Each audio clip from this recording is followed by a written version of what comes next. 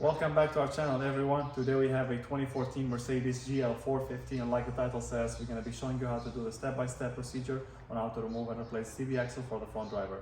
So stay tuned. All right, so the first thing I'm going to go ahead and remove is the nut for the CV axle. It's actually 36 millimeter 12 point, as you can see over here. I'm going to use my impact. Now, in case you don't have impact or anything, what you can do is you can leave the car on the ground, remove the hubcap for the actual on the wheel, and you will be able to access it. Bring a breaker bar and a 36 millimeter 12 point socket, and go ahead and crack that thing open. So I'm gonna go ahead and remove it with my impact tool over here, and I'll show you what we're gonna do next.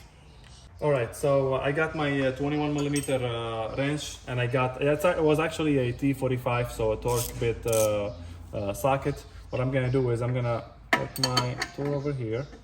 I'm gonna put this over here, and I'm gonna start. As you can see, I'm holding the. This is. Oh, let me lock it the other place around. Okay, there we go. Come on now. There we go. There we go. As you can see, I'm holding the actual ball joint, and I'm just like loosening the actual nut. So let me go ahead and get this out of the way, and I'll show you what we're gonna do next. All right, so I loosened that 21 millimeter 12 point nut almost all the way to the end. I'm just gonna keep it there for now until I finish removing the upper sway bar link nut and the tie rod. So for the sway bar link, it's gonna need an 18 millimeter wrench or ratchet. The reason why I'm using my wrench is to see if the entire joint is gonna turn with it. Doesn't seem like it is, so I'm just gonna keep doing this until I actually get it out. Now, in case it is actually doing this, what we're gonna do, what we can use is, we can use the same tools as we use for the top here.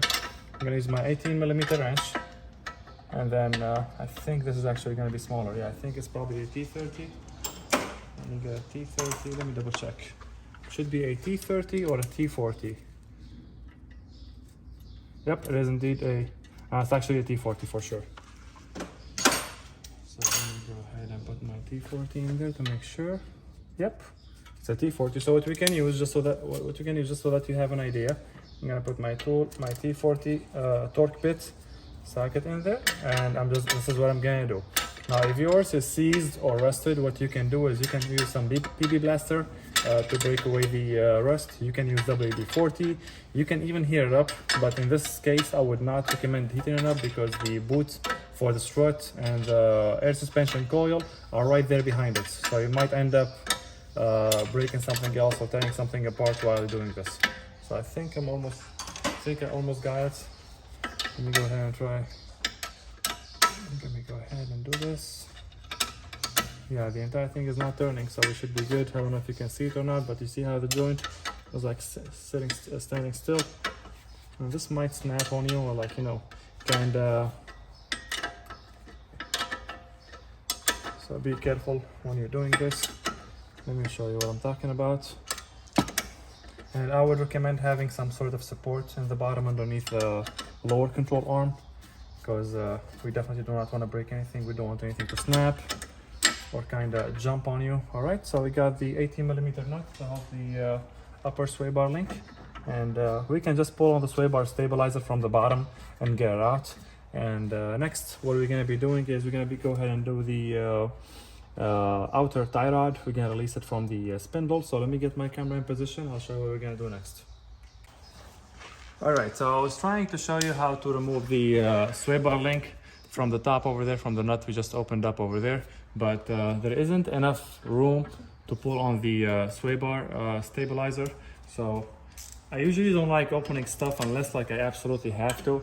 And to be honest with you, you don't really have to remove the sway bar link, but I'm gonna remove it just to get everything out of the way, because we definitely do not want to break anything. Parts for Mercedes are expensive, and we want to be as careful as possible. And if it's something easy that you can get out of the way, go for it. But if you see your bolts are seized and everything, you don't even have to. Now, to remove the sway bar link, I just use my 18 millimeter ratchet and socket, and just like that, the sway bar link came out. I'll go ahead and put this on the side. And the next thing will be, we're going to go ahead and release the outer tie rod from the actual knee assembly or the spindle, so that way we have more freeway or like more movement to the spindle. All right, so that's going to be a 21 millimeter, and same thing, same idea as with the upper ball joint. With the upper control arm, you might need your ratchet with a T40 to hold the joint while you open the actual nut. So let me try. Okay, so this is a little bit tight. All right, so what I'm gonna do is I'm gonna go ahead and grab some WD-40. I don't see a rust on it or anything, but I'm just gonna lubricate it a little bit.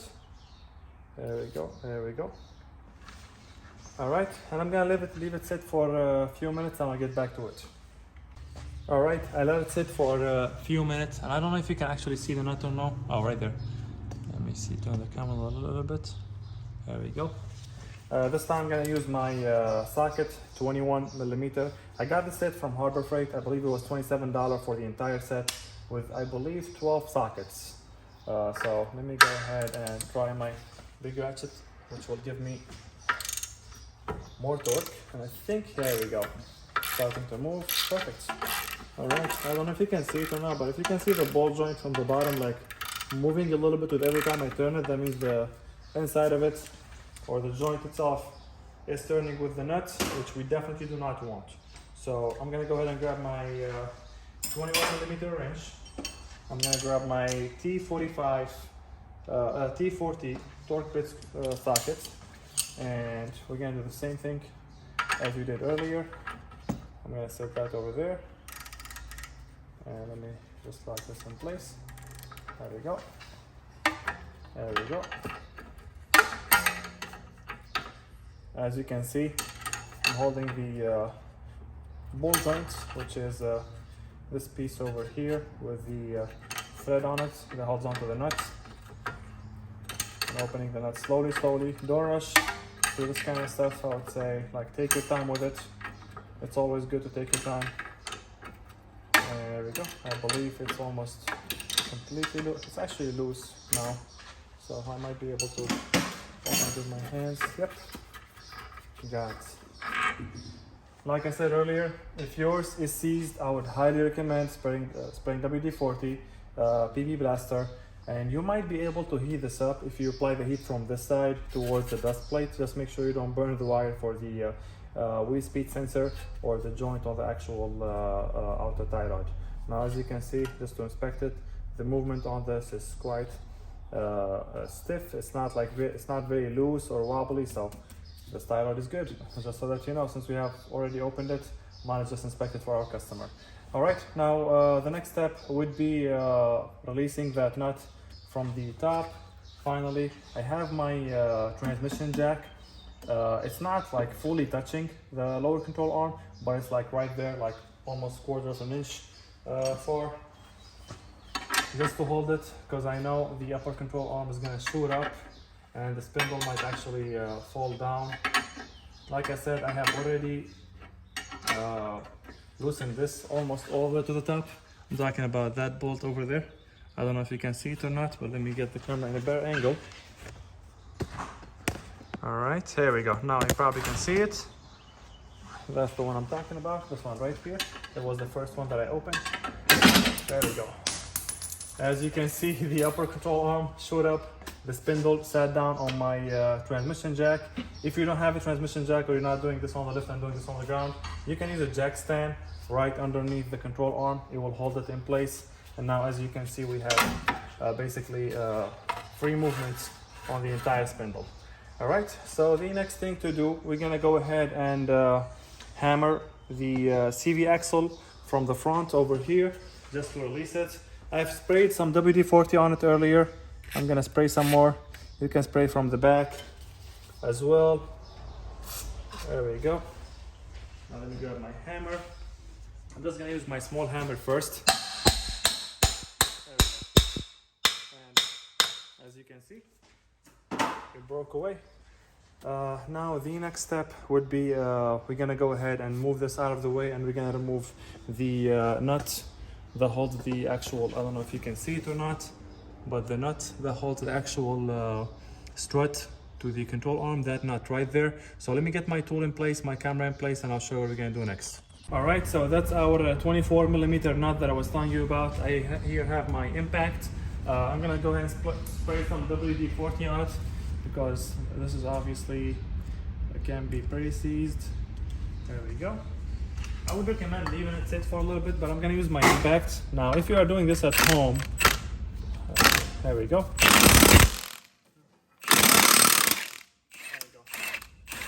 If you are doing this at home, I would highly recommend using a breaker bar to get this nut off. As you can see how much rust on it and dust, and you can see the spindle over here like kind of like moving back and forth.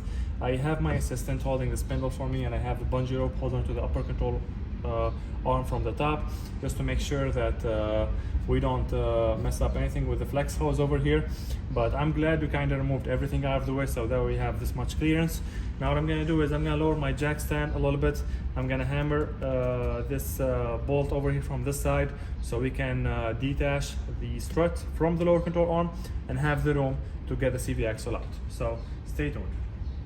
Alright, so now to hammer it, what I'm going to do is I sprayed some WD-40 on this side and this side. I have my, I think this is a 1 pound hammer. There we go. I'm not gonna, like as you can see, I'm not applying so much pressure on this or like so much force behind this. I'm just trying to get it out as easy as possible. There we go. Now, alright, let me get up my flathead. Now, since I have this is supported from the bottom, so I don't have to worry about this shooting down or anything.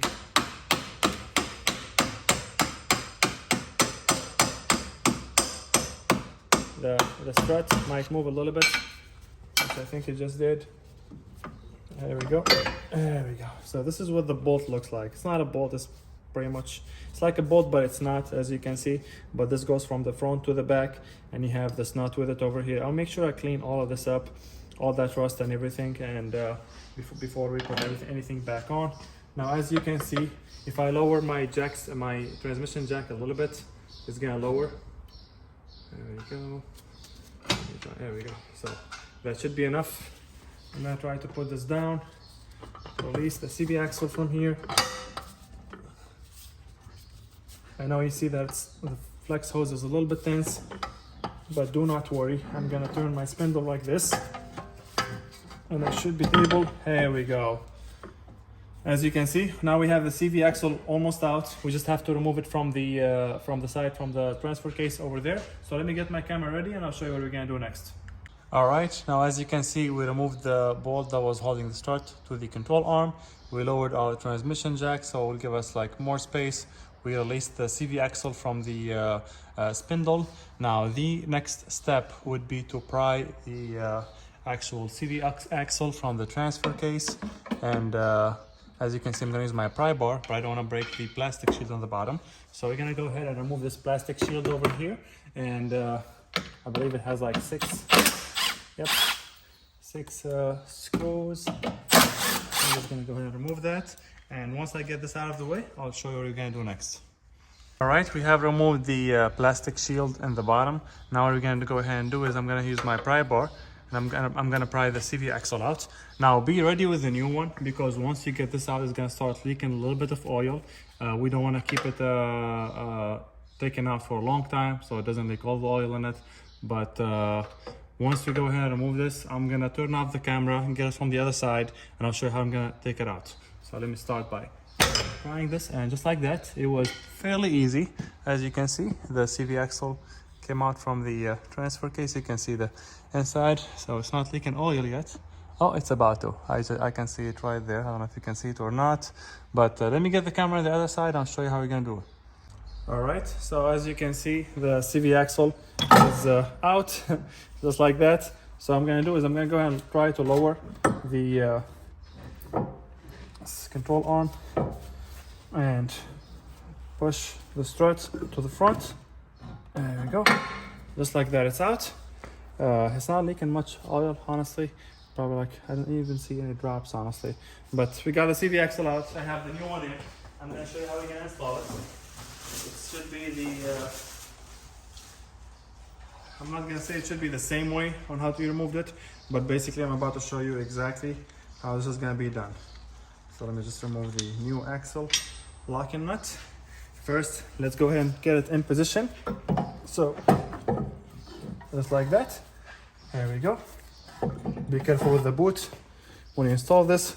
We definitely do not want to create any, we do not want to mess this up. Okay, so I'm gonna hold my CV axle. I'm gonna rock it towards me and just like that, and just push it. Now let's make sure that it's actually sitting flushed. I'm gonna look from the bottom here. Okay, it's not sitting flush. There is about probably like half an inch, I would say. So what I'm gonna do is I'm gonna grab my hammer and I'm just gonna tap it from here. See if that would do the trick. I don't think it did. Let me take a look now. Basically what I did is the only way you can get the CV axle back on there.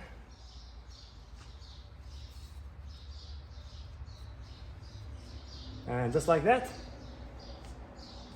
Let me make sure. Yep. Now it is sitting flushed. Let me get the camera at a different angle and I'm gonna show you how we're gonna start putting everything back. Now the method you just saw me do, basically I held the CV axle from here and from here and I pull it towards me a little bit and then I hammer it. Not hammer but like kind of push it quite hard and that will get the CV axle in place. Now like I said, while you do this, make sure you don't put the CV axle boot in a strained position. So like this is okay, but you don't want to leave it hanging all the way to the bottom, whether on this car or any other car. Anyway, let me get the camera a different angle and show you what we're gonna do next. All right, so the next thing I'm gonna do is I'm gonna go ahead and just put the CV axle in the spindle to make sure we get it installed and we don't miss our chance since we have everything removed. As you can see, we don't have to get it all the way in. I just want to get it in there so I can put my jack stand or my transmission jack in the bottom. I'm gonna push it up. Let me show you. There we go. There we go, just to hold it in place. And then I'm gonna go ahead and try to align the strut with the control arm. So I think we need to push it a little bit more. There we go. Let me grab the actual bolt and the nut for it. I'm gonna come from this side, pushing the strut, as you can see. And it was definitely a good idea to remove that, to remove the sway bar link because it's right there behind the bolt for the strut. So I know I said it's unnecessary.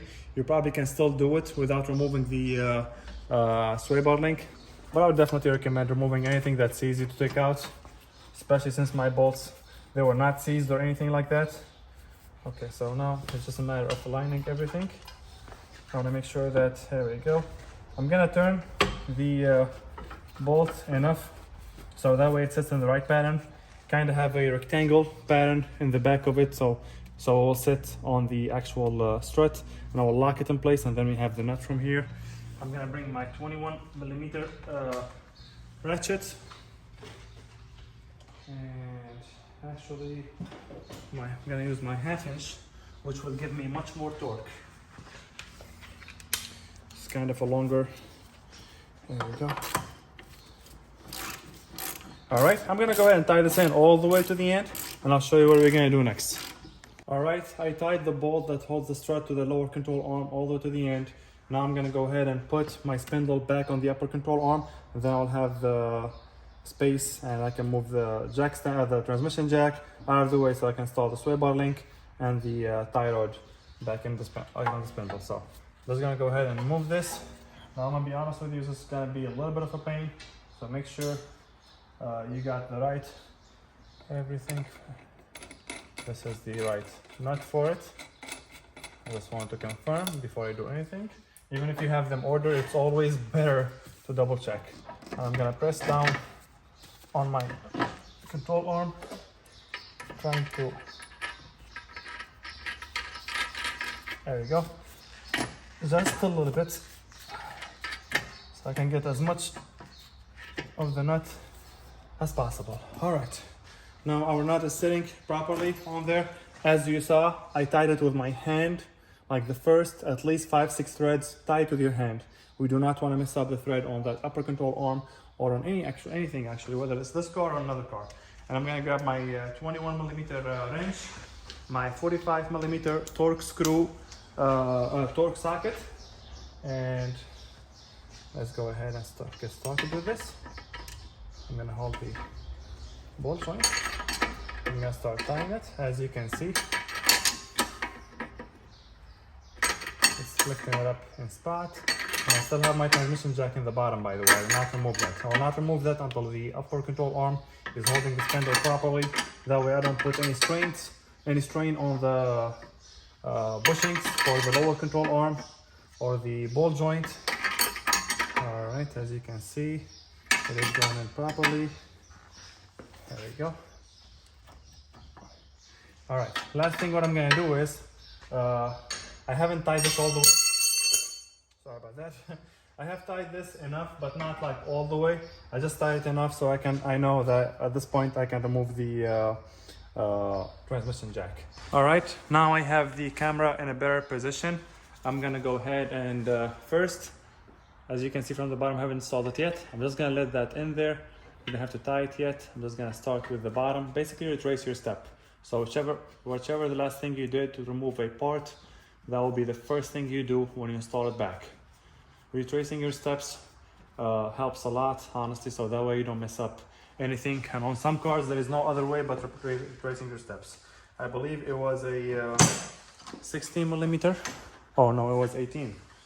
It was an 18mm. So I'm gonna go ahead and grab my ratchet and my 18mm socket. There we go. I'm gonna start tying that. Before I tie it all the way, make sure it's actually sitting there properly. There we go. There we go. Now it's fully tight. I'm gonna go ahead and grab my the nut for the top. As you can see, I'm starting with my hand first thing, and now I'm gonna go ahead and grab my T40. All right, now I have my 18mm wrench, and I have my torque 40. Let me go ahead and put this first. Then I'm gonna put this properly. I'm gonna start tying it.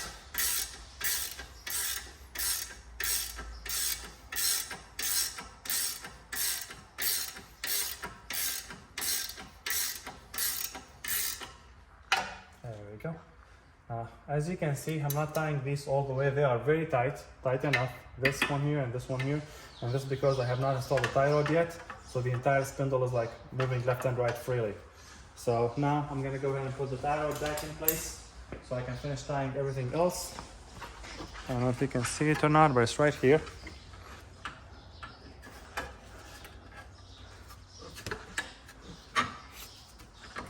Be careful with the boots. There we go. Got my nut back in there. As you can see again, I'm tying it with my hand as much as I possibly could. Then I have my, I believe this was a T40 as well. Yep. Let me double check actually, just to be safe. T45 right here. Let me check the T45. T45 doesn't fit, yes. It was a T40. I don't know. Make sure it's sitting properly.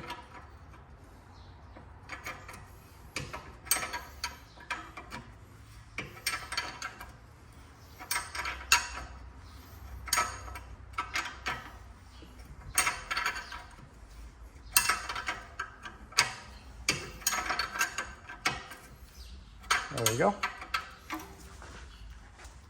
Now I'm tying it so hard that the entire spindle is moving. Okay, so what I'm gonna do is I'm gonna go ahead and grab my the actual socket, because that will give me more torque. The 21 12-point socket. There we go. What I'm gonna do is I'm gonna go ahead and pull this back. Now these I'm not talking to specs, and you might wonder why. Reason why is because this tie rod is not new. The actual nut is not new. So I'm just gonna tie it until it feels good enough. So to be able to tell where it feels good enough, you have to have experience. There we go. Now it might be actually, the entire thing might actually be turning. So I'm gonna go ahead and grab my wrench one more time and my T40. That's it, yeah, this thing is not budging. Now I can finish up the sway bar link. It was 18 millimeter. I don't know if you can see it or not over there. Can you see it? Yes, you can. There we go. I think now it's locked in place enough that I can just use my wrench. There we go. Yeah, it's not turning with it, so that's perfect. Just a little bit more, and that's it. All right. Then I'm gonna go back to that upper control arm bolt. I'm gonna see if I can tie it with this. And I'm watching it from the top over here. It has sort of like a metal O-ring, or like the bushing or the joint in the bottom, separate than this bushing, but there's like a small bushing right underneath it. Let me see if I can show you. I don't know if you can see it or not, but it's right there. So let me get this tied all the way, and I'll show you what we're gonna do next. All right, so the last thing to do will be to install this locking nut back on there. It is 36 millimeter. It's only 6 points, so I have to grab the right socket for that to tie it. But we have this to finish. The nut that holds the upper control arm to the spindle, tight. The sway bar link held to the spindle, tight. The actual tie rod nut to the spindle, tight. The actual nut for the strut, tight. And the bottom bolt for the sway bar link is tight. Now I want to show you this since I'm here. At first I thought the CV axle was not sitting flushed or like all the way in, which is what it looks like if you see it from this angle, like if you see it like this. But there's actually a plate, I don't know if you can see it or not, but there's a plate, that aluminum plate in the back that actually sits on the differential flushed, and you know it's sitting properly right now. So the only thing left is that nut for the CV axle and the engine shield. I hope this video was helpful. If you have any question, please leave it in the comment section below.